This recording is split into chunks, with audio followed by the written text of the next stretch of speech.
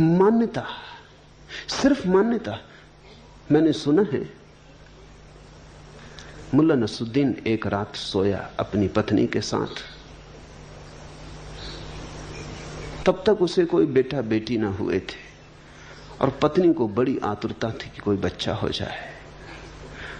सोने ही जा रहे थे कि पत्नी ने कहा कि सुनो तो, अगर हमारे घर बेटा हो जाए तो सुलाएंगे कहां, क्योंकि एक ही बिस्तर है। तो मुल्ला थोड़ा किनारे सरक गया, उसने कहा यहां बीच में सुला लेंगे। और पत्नी ने कहा अगर दूसरा और हो जाए, तो मुल्ला थोड़ा और सरक गया, उसने कहा उसको भी यहीं सुला लेंगे। कंजूस आदमी।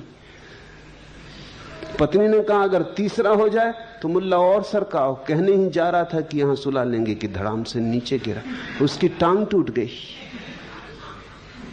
पड़ोस के लोग इकट्ठे हो गए शोरगुल सुन के। वो चिल्लाया, रोने लगा। पड़ोस के लोगों ने पूछा क्या हुआ।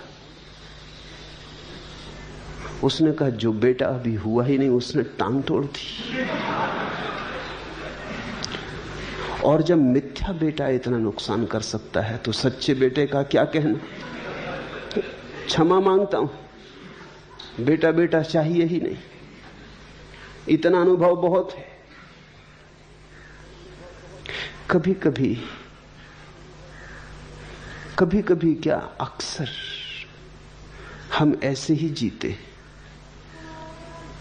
मान लेते, फिर मान के चलने लगते हैं।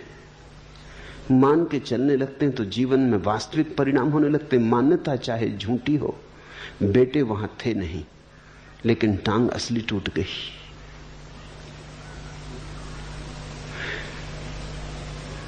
झूठ का भी परिणाम सच हो सकता है। अगर झूठ भी प्रगाढ़ता से मान लिया जाए तो उसके परिणाम यथार्थ में घटित होने लगते हैं। मनस्विद कहते हैं कि इस जगत में जितनी भिन्नताएं दिखाई पड़ती हैं, ये भिन्नताएं यथार्थ की कम है, मान्यता की ज्यादा है। एक मनोवैज्ञानिक